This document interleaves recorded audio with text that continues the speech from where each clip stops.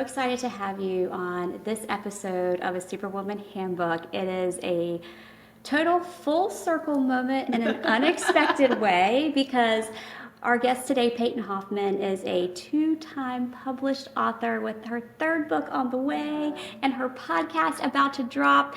She originally helped with the first A Superwoman Handbook 14 years ago. Crazy. That led to this podcast.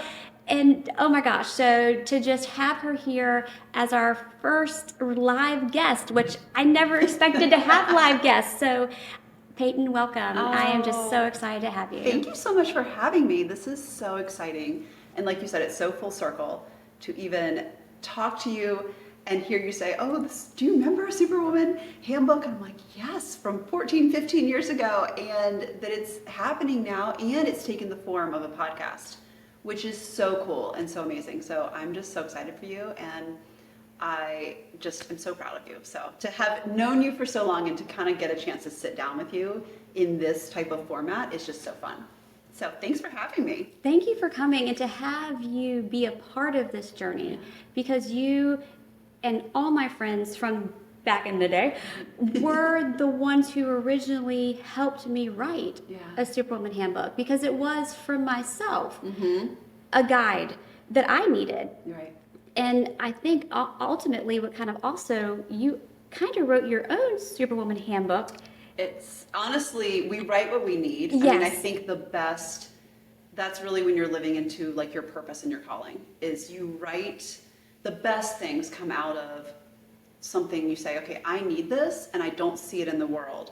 So I'm going to write it, or I'm going to start it, or I'm going to do it, whatever that thing is. 100%. And for you, it was writing out the Superwoman Handbook. And for me, it was writing out Fighting for Joy in the In-Between, the first devotional, and writing out Radiant, a book on our identity in Christ, the second book that I wrote. And those were just things that the first book really centered around breakthrough and just when you have a promise and you haven't received it yet, and just like how to fight in prayer and how to keep believing for things that aren't there yet. Absolutely. And so that's really the place that I wrote that first book from, which absolutely was me writing it for myself. I didn't even know if anyone would read it. I wasn't trying to get it out in front of a bunch of people. And it was my own devotionals. And then the second one on identity, I mean, that really was something I just saw when I was starting to do a lot of college ministry. Needed both of myself, but also so desperately in college students that I was working with out in California. And it was just a book that came from that place of, I've got to pour into this, and we've got to pour into identity. And it's fundamental for everything in life, and kind of looking at what society says our identity is, and then what, we actually need to lean into and believe. So yeah, we write what we need. Absolutely. And I felt that when I was reading Radiant just the other day. And you were talking about your experience as a child and the content you had written and how your teacher made you feel. Yeah. I mean, that just hit me. Because we were talking about childhood trauma on the podcast at that time, and the childhood trauma that made you feel, and just it just came. Yes, we write what we need at that time. Yeah, and that was something too. I'm so glad you brought that up, because I even forgot that I'd written that in there. But yeah, that was something that really didn't come up for me until I was writing this book. That back in 6th grade, I'd always loved to write. I'd always loved reading. And I had written this kind of, as much as you can for 6th grade, end of year kind of semester paper. And I was so proud of it. And I'd worked so hard and locked myself in the room. And this is before the internet, so I'm dating myself. So, I'd gone to the library and I'd researched all these books, and I had worked so hard. And I was like, this is an A. I know it's an A. It's my best work. I was so proud. And I turned it in, and the teacher pulled me aside the next day and was like, who helped you? And I didn't understand like what she was asking me. I was like, well, I referenced my sources. Like I didn't understand where she was going with it. And she thought an adult, like it was so good that she thought an adult had actually helped me write it. And so it took me, just as a 11, 12-year-old, it took me a minute to even get my brain to go where hers was. What she was even accusing you of. What she was even, well, and like just asking around, but then subtly, yeah. And I I was so crushed that it was too good. Mm-hmm. You know, that the thing that for me had finally become enough was to her too much. And, you know, that really was the first time that it kind of unpacked this this lie of you're too much, or you're too smart, or you're too kind, or you can be too anything. And it's so hard because the world will yell that at us and either say we're too much or not enough. And it's the same lie. Mm-hmm. You know, if you're too kind, you're not, you know, tough enough. Mm-hmm. If you're too smart, you're not, you know, casual and chill enough, or, you know, for everyone else. And you're, you know, if you're too much of something, you're not enough of something else. So it's you're still not enough. It's mm-hmm. still the same lie. And that was, for me, it caused me to really hold back. And so you know, because it happened when I was young. And so it was one of those things that I didn't want to be the smartest kid. Like, I could have honor roll, but not high honor roll. You know, I could be smart, mm-hmm. I just couldn't be really, really smart. Mm-hmm. And so I would hold back on things, and hold back in friendships, and hold back, you know, because I didn't want to be two, whatever the two mm-hmm. was, I didn't want to be that. And it really, I'd forgotten all these years. I mean, decades. And because that's what you do, you stuff it down. The things. And I got into it and started writing this book, and I thought, you know, when did this, for me, someone asked me, you know, when did this start for you, where you really felt like that identity shifted? Mm-hmm. And I kept, you know, I was praying about it. I'm a Christian and woman of faith, and so that's really a guiding principle in my life. And I was really praying about it, and I flashed back to this moment in 6th grade that I'd forgotten about for so many years, and I thought, oh my gosh, that was it. And it seems like such a little thing, but those things impact you. Mm-hmm. I mean, they really, and they have echoes in other areas of your life. So much so. You know? I mean, what was the thing for you? You probably remember, you know, back to whatever that thing was that where you first felt like, oh, I needed a Superwoman Handbook, but that probably was something in your childhood too. It was definitely a culmination of my childhood, but I didn't know it at the time mm-hmm. because I was just trying to survive. Right. It came to light as an adult. Yeah. I was at brunch at Chick's Beach. Fantastic. Yes, watching the enlisted guys jump off the side, as one does. If you're from Virginia Beach, as we both were, yes. Neither of us live there now, but from Virginia Beach, you'll recognize Chick's Beach. Other folks that are not from there, it's sort of how to describe it? It's eclectic, kind of like a Venice Beachy yes. sort of area, but smaller. Mm-hmm. Yeah, that's military town, but working, mm-hmm. but a beach.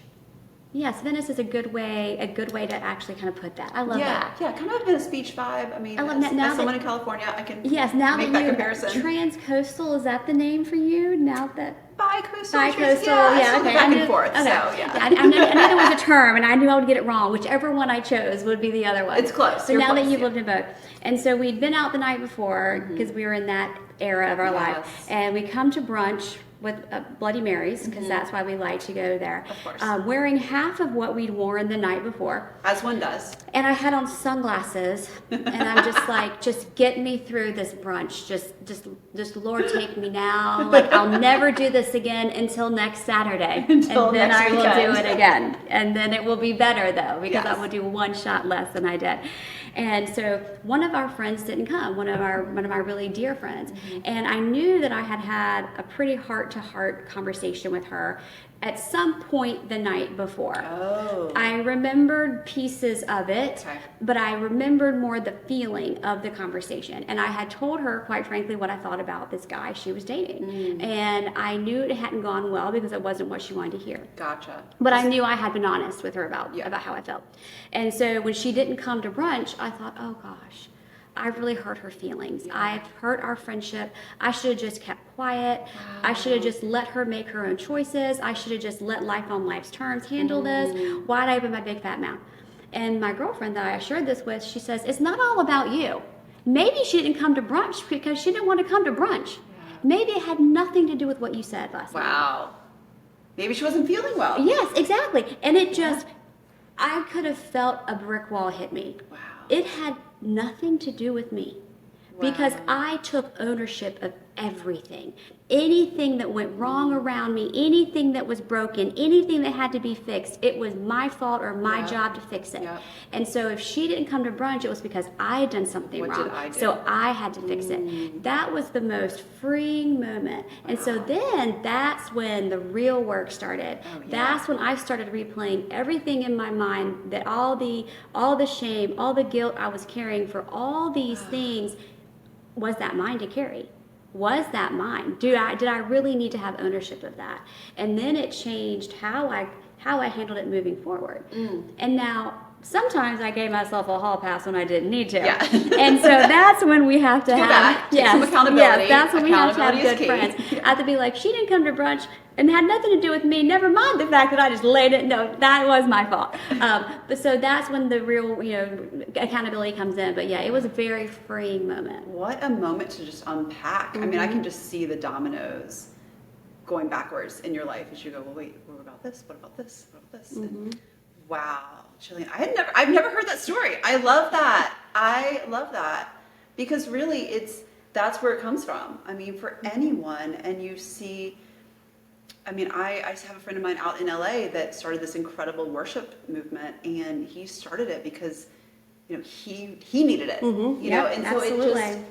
I love that the things that are really purpose-filled in our lives, they're coming from that honest place of, this is what I need in this moment. And, that's where my podcast is coming from. Why don't you tell us about that? Just because I never thought I'd have a podcast, never thought you, and I want to hear about yours. It's so funny because I never thought I would have a podcast, did not have that on my vision board.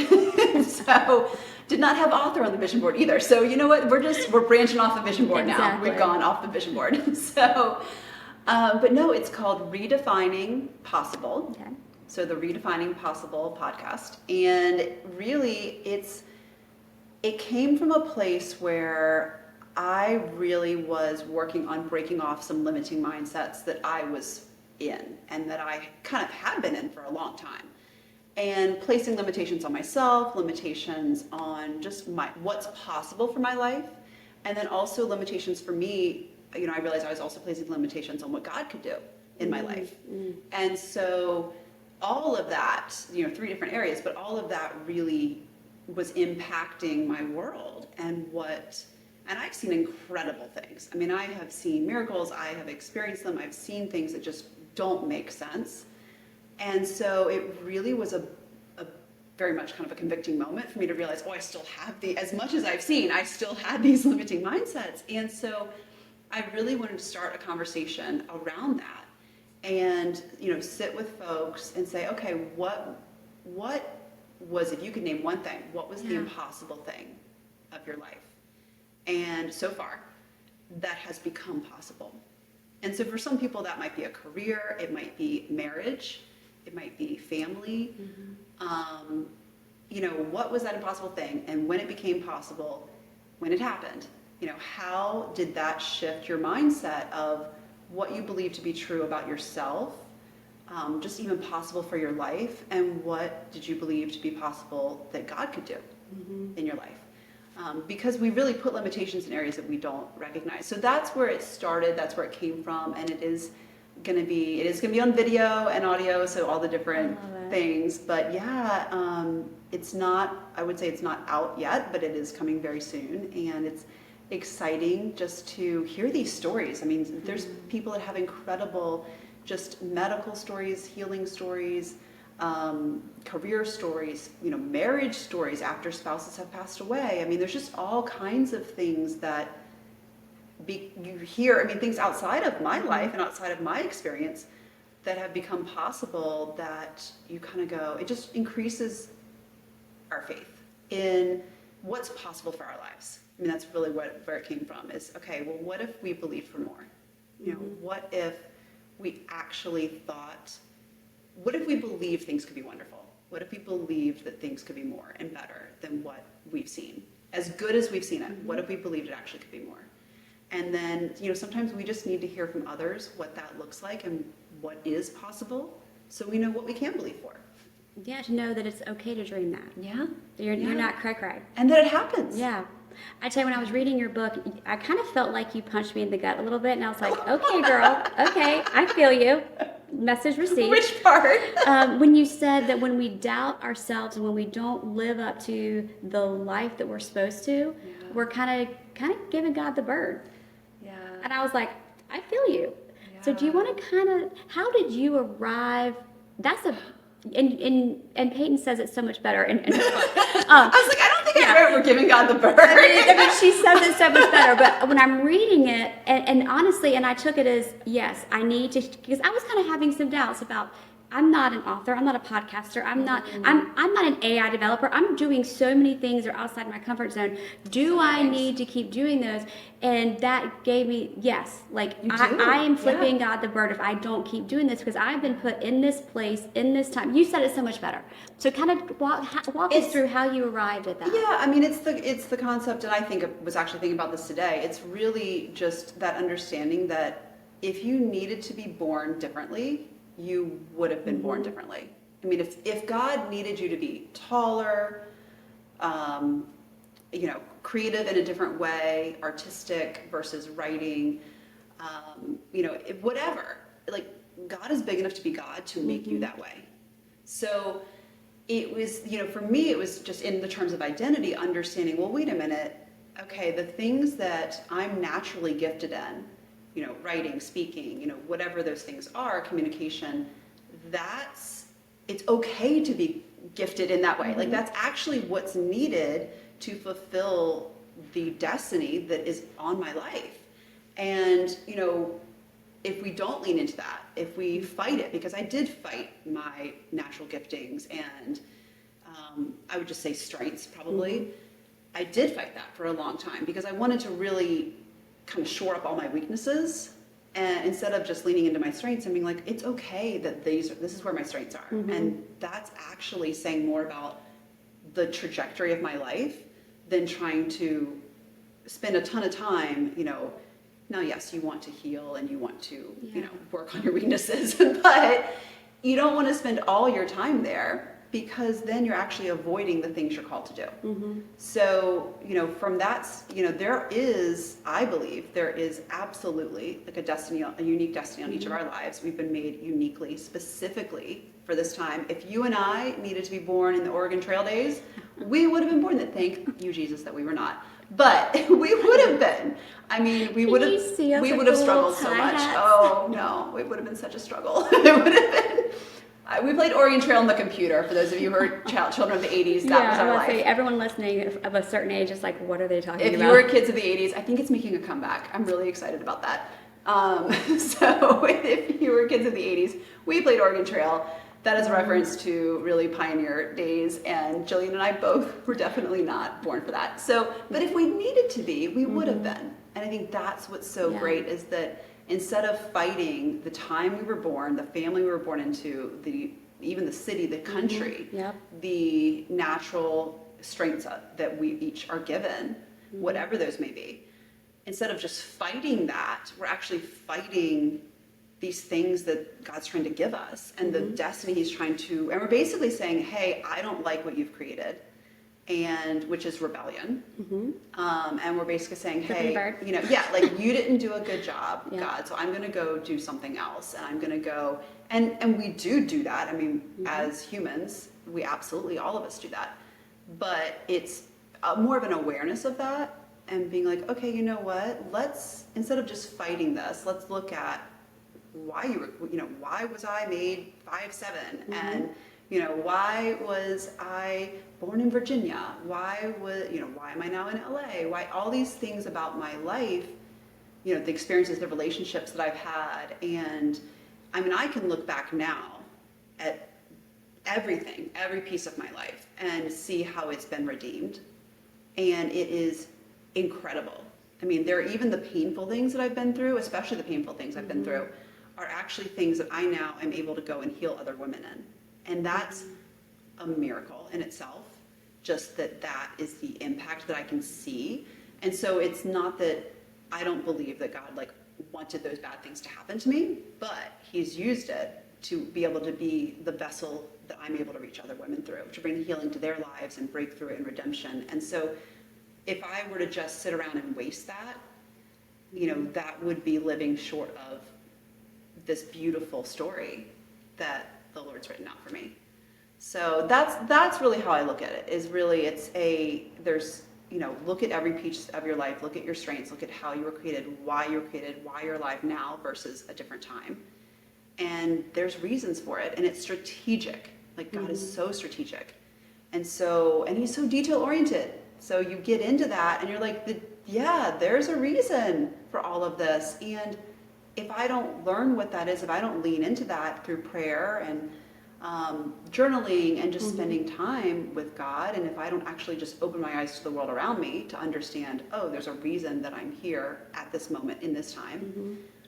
You know, like, there's a reason that I'm your first video live person. when I read that, after I kind of, like, you know, recovered from the gut punch, like, yes, I will never question you, God, again. Like, I will never flip the bird to your plan. Like, I will follow along, because you were along at the very beginning of the first book, and here you are now. Yeah.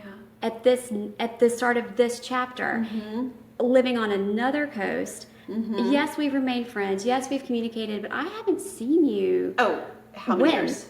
At least 5. Yeah, I mean, maybe more. Probably pre-COVID. Yeah, 100%. I mean, I literally busted out laughing at the pool, and people were like, "Okay, what book?" She's reading a book with a flame in the front of it, and she busted out laughing. Yeah. Like, let me get a copy of this book.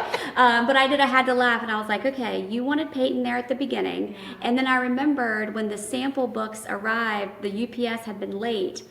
Remember? Oh, it's summer in the South. We have flies. UPS had been late, and you ran out and flagged him down to get the sample books out. Oh my gosh, I forgot about that. Yes, and I was like, she was put in that place for a purpose. Wow. And now I know, right? Oh and now you're here for my first video live kind of show. So it just kind of reconfirmed. And this is really an elevation for you, I believe. I mean, we both worked in kind of the corporate world for many years, and you know, both worked in marketing, different areas, and for myself, kind of marketing and business strategy and partnerships and things, which you did partnerships as well. So it's very similar kind of corporate-y backgrounds. And, you know, that was a season, and it was a long season. Yeah. It was a good stretch of time, but it was a season. And then we both left that to start our own businesses. Right around the same time, actually, which is wild. Crazy. You had written the Superwoman Handbook, you know, earlier. I didn't start writing until 2020. For me, that was an outcome of COVID and things that happened during COVID. Okay. Yeah. So started the consulting business, started writing the first book. All of that kind of happened in the same time for me. And then both, you know, you've been doing the podcast already. I'm getting ready to launch into that. It does feel like these different stages of life. And I love that we're both able to, one, just sort of be on this similar train together, and also celebrate that for each other. Like, women should celebrate women more often. Absolutely. We need that. We're not in competition with each other. Oh my gosh, we can totally combine our powers and work together and have different powers, but equal. And that's why I wanted to call it a Superwoman Handbook, because it's not one single way. Right. We can all kind of achieve things differently, and that kind of segues to your book. Yeah. Booksa. How can people find your books? Where can they find you online? How can they continue to follow you? Oh my gosh. Well, both of the books are on Amazon. Okay. So if you go to Amazon, that's easy. They're on Amazon, Barnes & Noble, paperback, ebook, and then actually Radiant. So that's this one, which we'll just like hold up for people to see with the little flame. I love it. Which is the profile of a woman's face. I just want to point that out. It is a side. Did you not see that? You know, now that you show me that, I'll know. It's like the FedEx logo with the arrow in it. I'll never unsee it now. So that one actually I did as an audiobook as well. So that's also on Spotify, audiobooks.com, Google Play. Okay. I don't know if it's on Audible. It should be, but I don't want to say that for your audience and be wrong. So, but definitely if you search Radiant, Unafraid to Shine, and look in the audiobooks, it's in there too. So that one I loved it so much that I decided to record it as an audiobook. I have not done that yet with the first one, but I did do that with this one, and I recorded it over, I think it was like 12 or 13 hours over 2 days with a friend of mine who's a producer in LA. And we just knocked it out 2 days straight because I was like, this will be done. You just powered it. That sounds like you. Well, and then I had to sleep for an entire day. I was like, this is exhausting. How do people do this?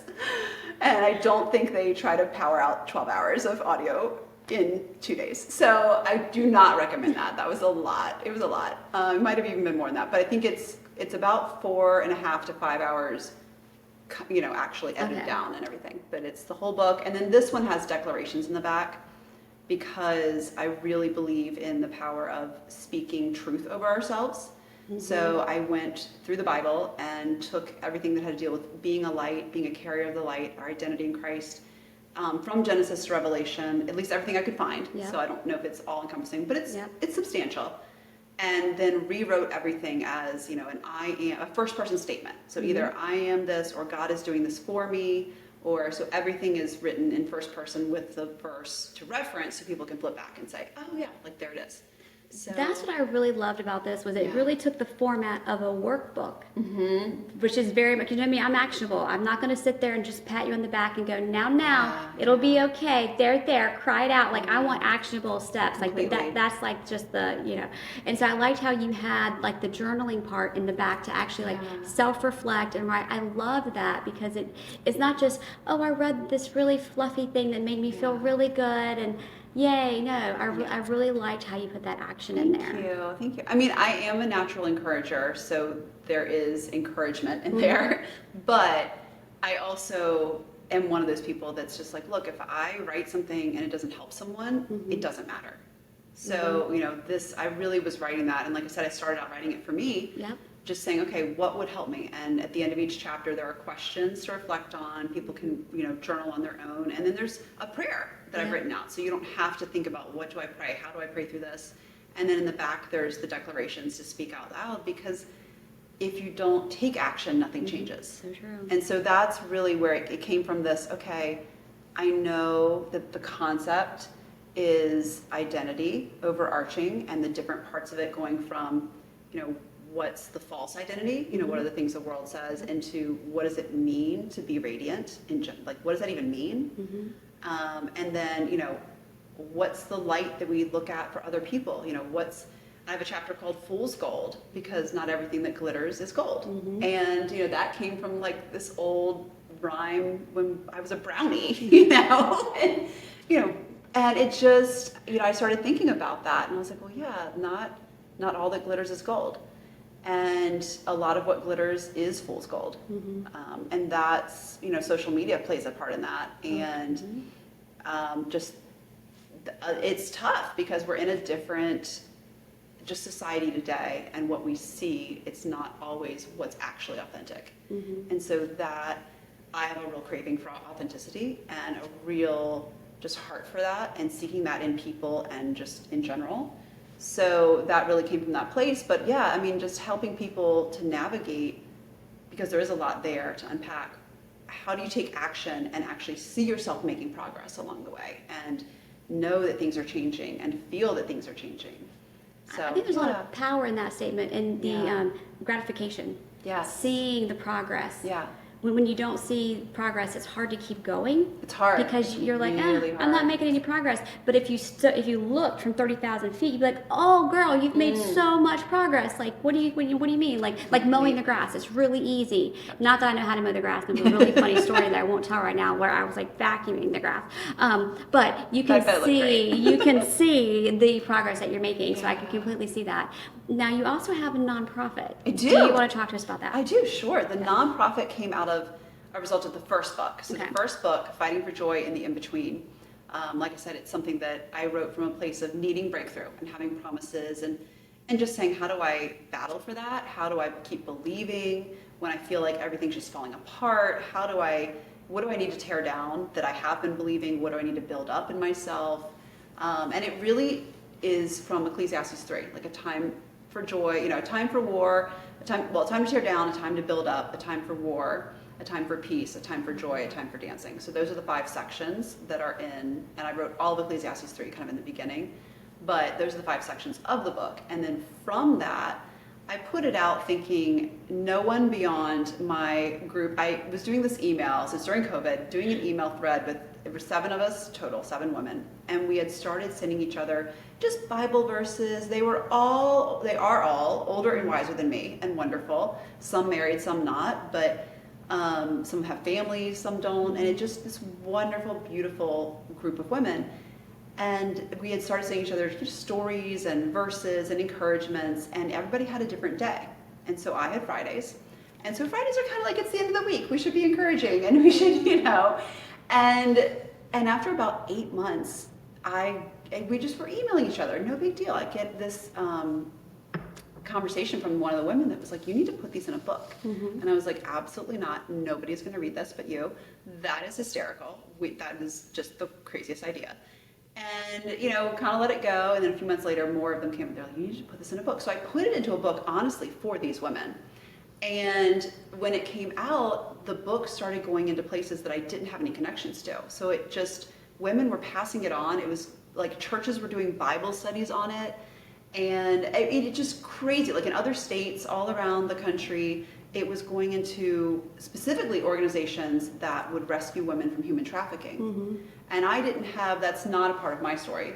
So it's not something I had. How did it become affiliated with It was a that? friend of somebody passed it on who did have, a relationship with those organizations. And so I would get these emails from these organizations in different states around the country that were like, do you mind if we use Fighting for Joy in our curriculum for the women we rescue? We really think this would be powerful for them as they're coming into this environment of healing. And I was just like, of course, it's just these, it's just a conversation you never expect to have. And so out of that, I had a few friends in LA that were like, Peyton, this is more than just a book. It's really, this is important for women. Yeah. And so the nonprofit is called Fighting for Joy, and it is for the healing, empowerment, and transformation of women. And it's global. I do a lot of work in the US, actually specifically in LA, but this summer we'll be putting light in a school in Uganda. So it's worldwide. There are definitely things that are happening. And specifically when we do different projects, I want to have them be things that are, like a lot of times I like to dedicate them after women, or if there's women that I know in people's lives that have passed away, I always like to dedicate a project to, in honor of or in memory of a specific woman. So that's a part of it, and it's really been amazing. I have had grants that I didn't apply for, that organizations, foundations have sent me checks in the mail. And wow. I'll tell one story. To be thought of like that, It's amazing. It's amazing just that people see the vision and they see the need. And just that they believe in me too. I think that's a part of it. Absolutely. If they Your vision. don't know, and it's really amazing. I mean, I remember being in Mexico. I was actually in like the garbage dump community in Tijuana in Mexico in last November, and before we'd gone out for the day, we were in kind of a little area eating breakfast. I get this text message from a gentleman who's the C-suite of a global foundation. And he was just like, hey, can you send me the address and the tax ID, because it's 501c3. So the EIN for Fighting for Joy, the foundation wants to send you a check. And I'm just like, cool, that's great. Start crying. I'm just immediately just so overwhelmed.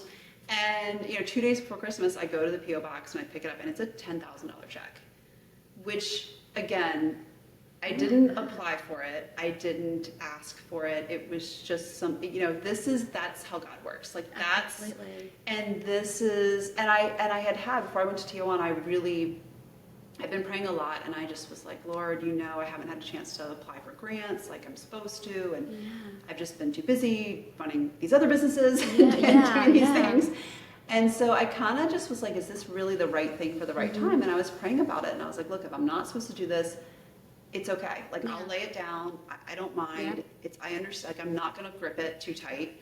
And I just said, but if it is for now, I do need you to kind of confirm that. Like I need you to make it really clear. And so that was really clear. It was something I was supposed to keep doing. And it was clear with the comma. It was clear with, and it just, And just again, out of the blue, wasn't expecting to hear from anyone. I hadn't talked to this gentleman for 9 months. I mean, it just wasn't even on my radar, honestly. I just was like, oh, wasn't looking for anything like that. So it's really amazing. And so that's how it started, out of just friends kind of bubbling up. And it still is really in its infancy of what it's going to become. But it's been exciting, and it's been just it's very fulfilling, honestly, because, I can pour into college students, and I do a lot of work with single moms and organizations right in LA that actually rescue women from abusive situations that are pregnant, and they'll take care of them. And so I'll do, some of it's public, some of it is very much behind the scenes. I definitely have some vision things. I'll be honest, I want to give away some cars to women in need. And so I 1000% have been reaching out to some people that I know that are in automotive, and I'm like, do you want to give some cars away? Because, do you want to be involved in this? And it's going to happen. It's such a random idea. It's not something that is just my idea. So I can't take credit for this. Oh, and there's no reason at all why you spent years working in There's that no reason industry. why that was part of your journey. It's so funny. And I still, even in my consulting side, I still have several clients that are in there. So it's really, I'm starting to see more of that knitting together of not just the past to the present to the future, but really the different experiences, the life experiences kind of all coming together. And that's a really beautiful thing where you can say, oh, well, actually, I did this for a reason, and it was beyond just work experience. I see why that was a part of my journey. Yeah. I love how you say that, knitting together. That really articulates it. It feels like that's what it is. I mean, it does. It just feels like this beautiful tapestry.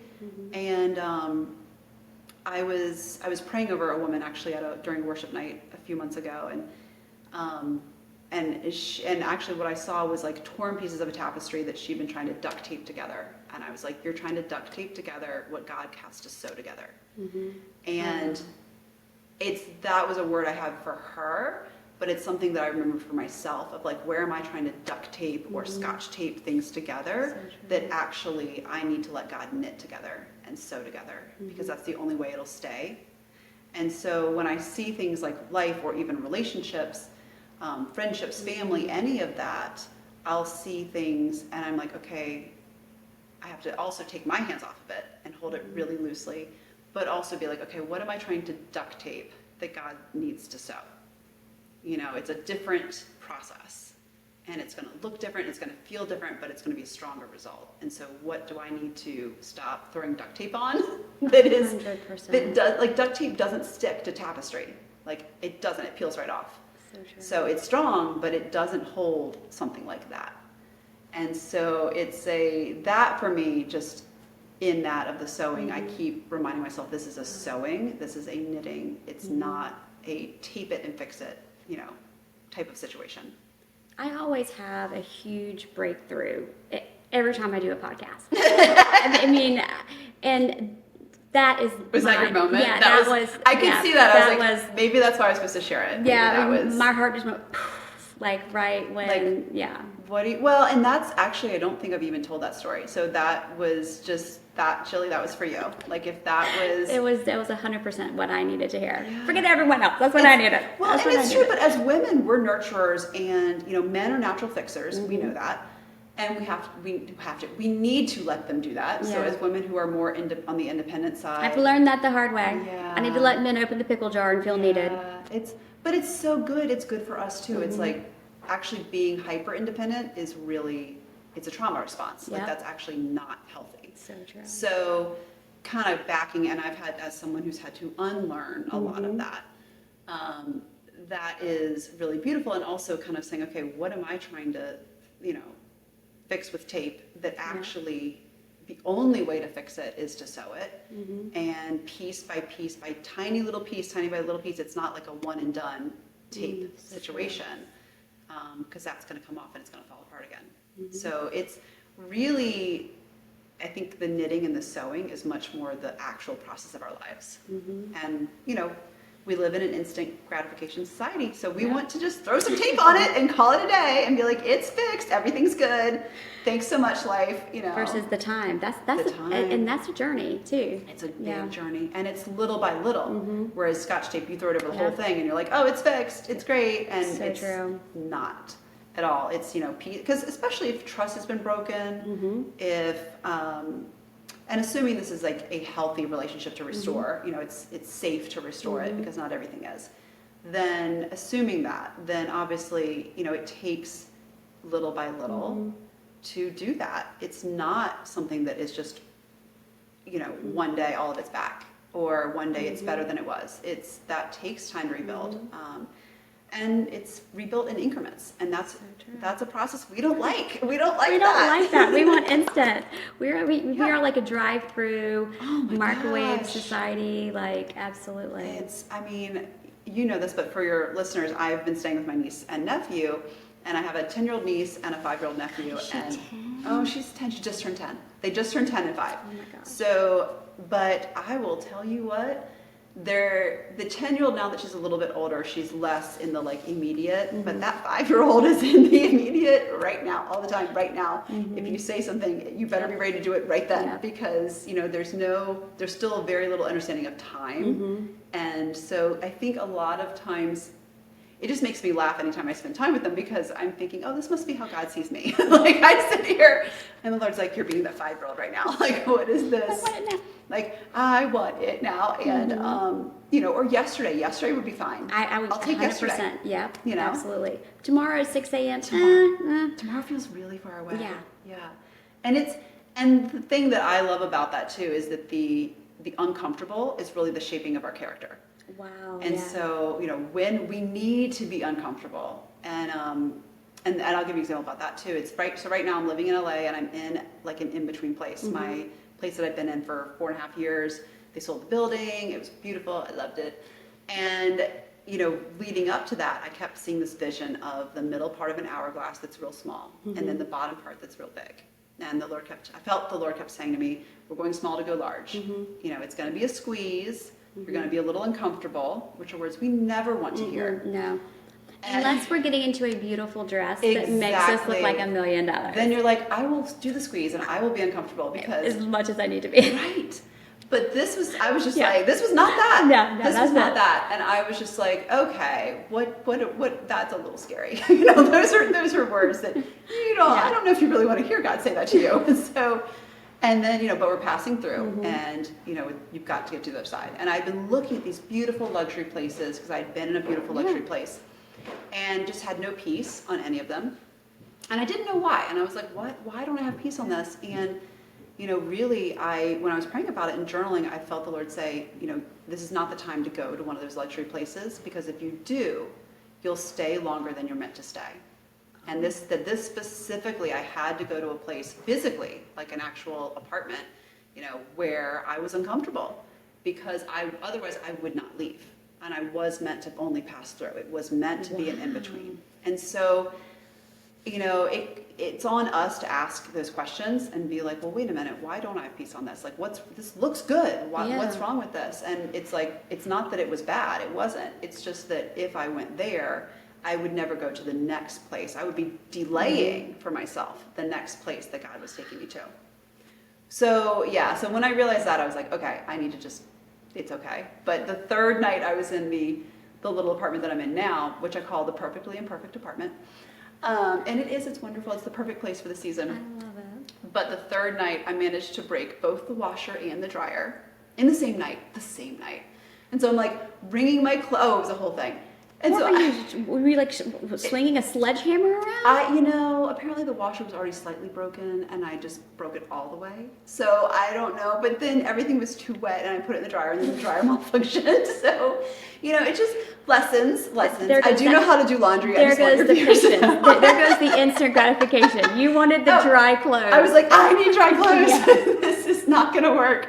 And then I managed to break two appliances and not one. Oh, so, but you know, they are a matching set. So they are a matching set. They're going to buy one, buy both. They both broke in the same night. So about 10:30 at night, I walk outside in the middle of LA, and I'm like, Jesus, I am uncomfortable. Like full full tantrum, yelling, so much yelling in the middle of Los Angeles.